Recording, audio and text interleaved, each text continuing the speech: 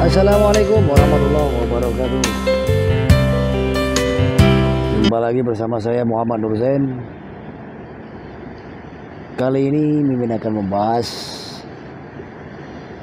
soal KKO part kedua. Namun sebelumnya silakan luangkan waktu Anda untuk menekan tombol like, subscribe, dan aktifkan loncengnya agar tidak ketinggalan informasi-informasi selanjutnya. Bapak Ibu yang berbahagia, tanpa berlama-lama kita intip soalnya.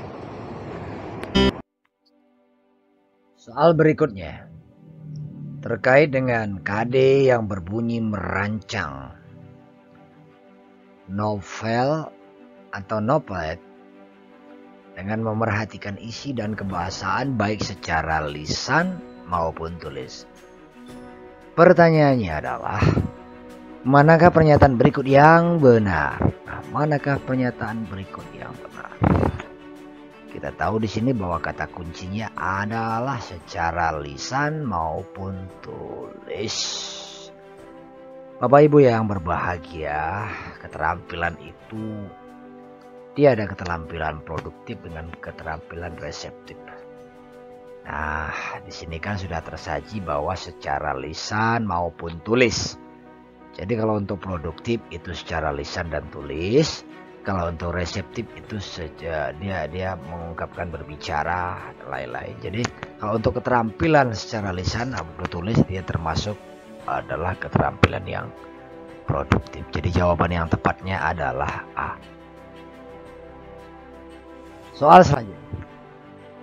Berikut ini aspek penilaian KD 4.19 mendemonstrasikan sebuah naskah drama dengan memerhatikan isi dan kebahasaan, kecuali di sini sudah diberi notif kecuali. Jadi soal ini 4.19 adalah soal keterampilan atau lambangnya P. Yang manakah jawabannya? Dan di sini ada kecuali. Kalau untuk mendemonstrasikan, yang pertama kesesuaian dengan alur cerita yang diceritakan dalam teks drama, ya benar. Argumentasi dan interpretasi, ini salah. Penjiwaan sesuai karakter tokoh, benar, karena di sini adalah KD-nya mendemonstrasikan. Otomatis ada penjiwaan, terus ada intonasi, ya benar ini. Jadi jawaban yang tepat adalah B, karena di sini ada kecuali. Jadi kembali lagi ya, Bapak Ibu, pahami kata kunci dari soalnya. Kita lanjut ke soal berikutnya.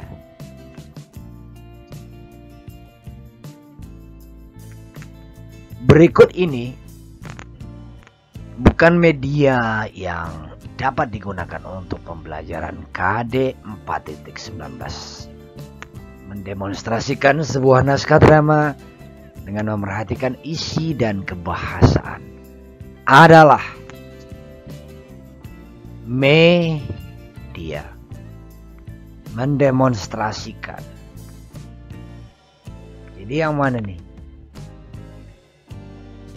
Kalau untuk drama otomatis dia ada teks drama, atau ada video drama, atau ada slide PowerPoint.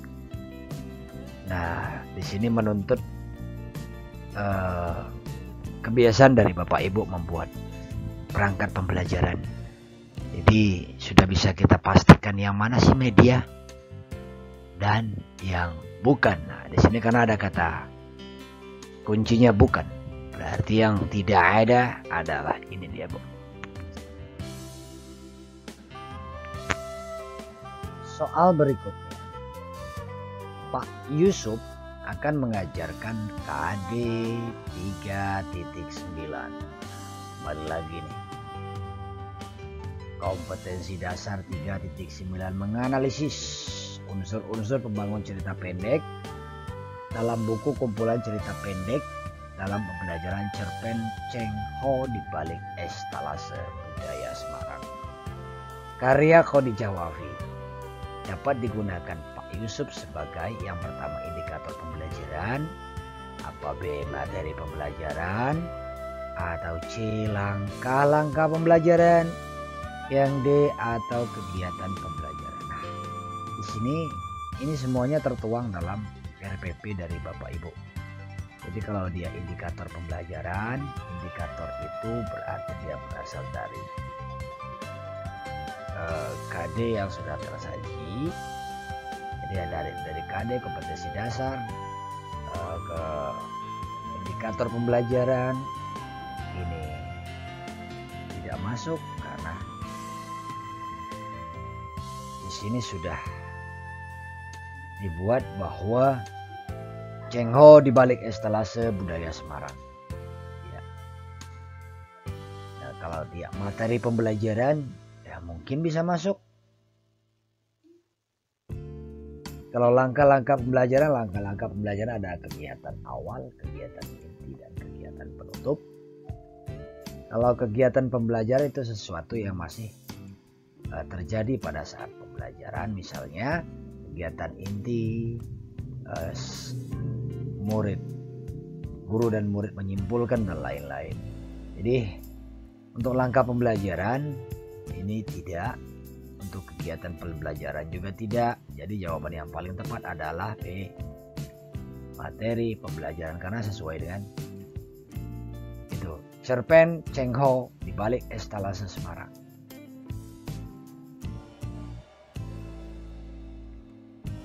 Soal berikutnya, untuk mengajarkan kompetensi dasar 3.13 mengidentifikasi informasi, pesan, rima, dan pilihan kata-kata atau diksi dari puisi rakyat. Puisi rakyat itu pantun, syair, dan puisi rakyat setempat yang dibaca dan didengar. Bu Pika menggunakan contoh puisi di atas sebagai materi. Jadi materi kalau dia konseptual itu berupa konsepnya, kalau faktual materinya, kalau prosedural langkah-langkah penyajiannya, kalau dia metakognitif itu penerapannya atau aplikasinya dalam kehidupan sehari-hari. Nah, jadi berdasarkan mengidentifikasi informasi, pesan, rima, dan pilihan kata-kata, dia tidak masuk di metakognitif, karena kalau dia metakognitif berarti dia sudah masuk amanat. Kalau prosedural dia tidak masuk karena prosedural merupakan langkah-langkah. Kalau konseptual itu merupakan konsep, juga dia tidak masuk karena di sini adalah mengidentifikasi informasi, berarti dia masuk di faktual.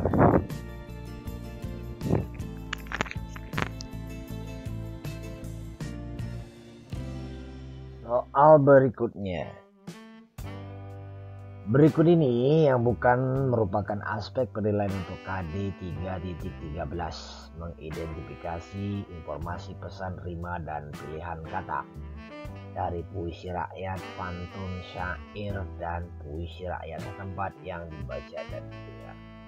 Nah, perbedaannya dari soal yang sebelumnya, di sana ada, kalau yang pertama tadi materi, sekarang penilaian. Nah, kata kunci dari soalnya yang bukan, tapi kita cari yang salah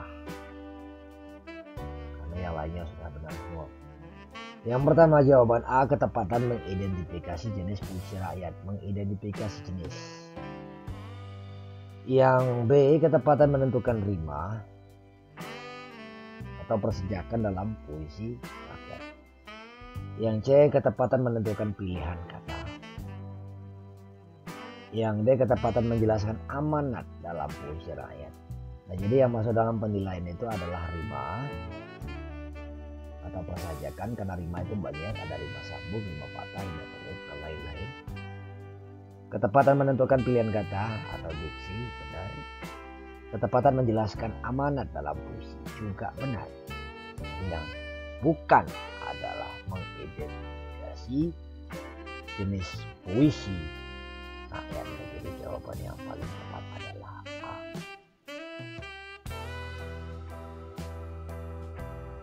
Soal berikutnya.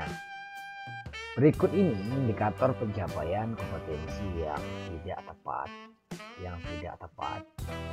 Untuk KD 4.15. KD 4.15 keterampilan. Jadi ada kata kuncinya yang tidak tepat. Menceritakan kembali isi fabel. Agenda daerah setempat yang dibaca dan didengar. Jadi berikut ini pencapaiannya: menceritakan kembali isi dari fabel. Ini KD 4. Indikatornya pencapaiannya yang tidak tepat. Kembali lagi nih Bapak Ibu penelaahnya. Ini KDP. Bisa cara cepatnya seperti itu. Ini P kalau dia menentukan pokok-pokok dia juga P. Kalau untuk menentukan rangkaian juga dia P. Kalau dia menganalisis itu adalah C. Kalau menceritakan kembali juga dia P. Jadi di sana sudah jelas bahwa jawabannya adalah C. Tapi ada untuk analisisnya seperti ini. Di sini menceritakan kembali isi dari fabel. Jadi menentukan tokoh-tokoh cerita fabel masuk. Menentukan rangkaian peristiwa dalam cerita fabel juga masuk. Menganalisis perbedaan dan persamaan. Nah, ini dia. Jadi dia keluar dari indikatornya.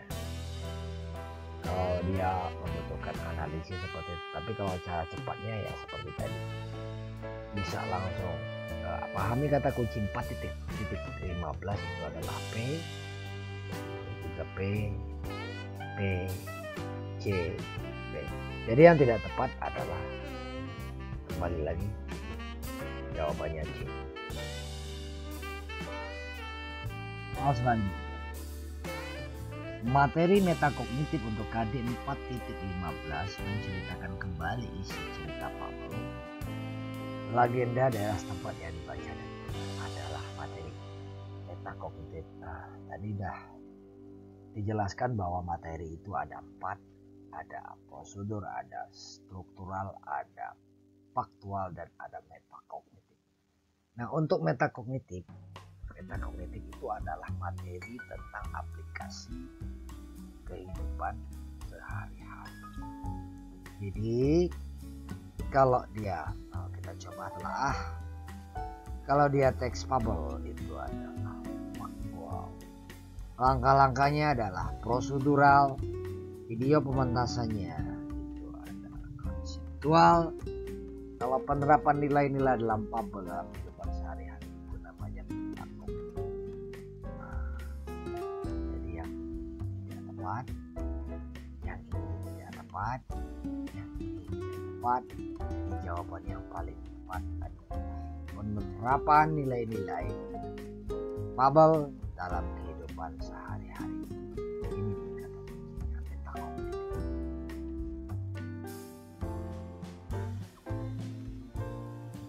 Soal berikutnya. Media yang tidak tepat digunakan untuk pembelajaran KD 4.15 menceritakan kembali si fabel yang dibaca dan didengar adalah menceritakan kembali isi. Pertanyaannya adalah media. Medianya pasti kalau fabel otomatis cerita fabel, video pembelajaran ya, gambar serigala dan kupu-kupu. Kita tahu bahwa fabel adalah cerita yang didominasi oleh tokoh binatang atau hewan. Yang tepat adalah ya. Jawabannya A. Laptop dan LCD. Soal berikutnya. Langkah-langkah pembelajaran yang tidak tepat untuk pembelajaran KD 4.15 menceritakan kembali isi fabel. langkah-langkah pembelajaran yang tidak tepat. Yang pertama, peserta didik menceritakan fabel yang dibaca di depan kelas. Peserta didik menentukan tema dan amanat fabel yang dibaca dan benar. Yang C-nya, peserta didik secara berkelompok mengumpulkan informasi, cara menceritakan fabel dengan baik. Yang D-nya, peserta didik berkelompok menentukan urutan peristiwa-peristiwa dalam fabel. Baik, coba kita coba analisis. Untuk peserta didik berkelompok menentukan urutan peristiwa, dia masuk. Peserta didik secara berkelompok mengumpulkan informasi, collecting data namanya dalam metode discovery, dia juga masuk. Peserta didik menceritakan fabel yang dibaca di depan kelas. Nah, ini menceritakan kembali, ini benar masuk ya. Pertanyaannya adalah yang tidak tepat. Yang tidak tepat berarti peserta didik menentukan tema dan amanat yang dibaca yang didengar. Jadi jawabannya adalah B. Dia tidak. Kalau dia untuk C, di sini ada kata menceritakan, menentukan peristiwa dalam itu. Terus yang A juga dia ada menceritakan, sementara yang B tidak ada. Jadi jawabannya B. Ini yang paling tepat.